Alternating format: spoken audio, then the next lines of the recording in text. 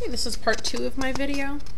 The second part is talking about reference angles. Now, I've been using the word reference angle in the last few lessons. Okay, now there's a difference between the rotational angle and the reference angle. The reference angle simply tells you how far you are away from the x-axis, the distance to the x-axis. That is your reference angle.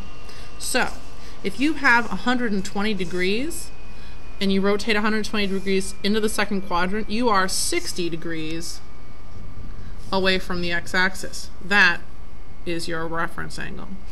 If you are 190 degrees out into the third quadrant, if this is 180 and this is 190, your reference angle is 10 degrees. That's how far away you are from the x-axis.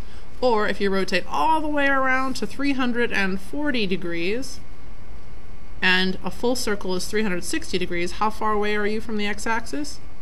20 degrees. So that is your reference angle. Now, if you're at 110 degrees, you've rotated from here all the way over to there. And if this is 110 and here is 180, then how far away are you from the x-axis? This is your reference angle. That would be 70. At 225 degrees, you started here and you rotated down into the third quadrant to 225. Well, how far are you compared to the x-axis? Well, the x-axis was at 120 degrees. You're at 225. So your reference angle, which is that distance there, is 45 degrees. Negative 30 degrees, oops, sorry about that. Negative 30 degrees, you'd start here and you'd rotate that way 30. So this is 0 and this is negative 30 degree rotation. How far away are you from the x-axis? Well, 30 degrees. Notice that this answer is positive. It just tells you how far you are from something, and distances are always positive in math. Okay, negative 135 degrees, you'd start here, rotate down and around to about there. Okay, well, this would be negative 135. This would be negative 180. So how far are you away from the x-axis? Your reference angle is 45 degrees. Again, notice that's just a distance, so it's positive. 5 pi over 6, you'd rotate over to about there, because the full half circle is 6 pi over 6. And if you went 5 pi over 6, how far away are you? Well, pi over 6. That's your reference angle distance.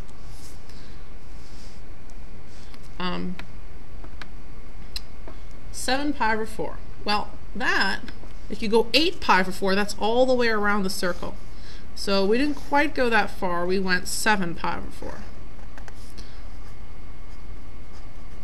So almost all the way, not quite, 7 pi over 4. So how far away are you from the x-axis? You are pi over 4 away. And then finally, negative 7/9. Well, negative 9/9 would be all the way to the halfway mark right here, because that's negative 1 pi, but you want negative 7/9, should be about right there, pi.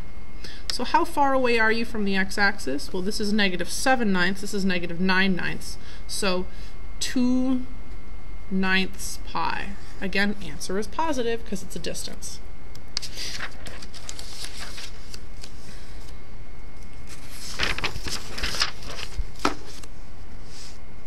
All right, 666 degrees, holy cow. Well, let's see.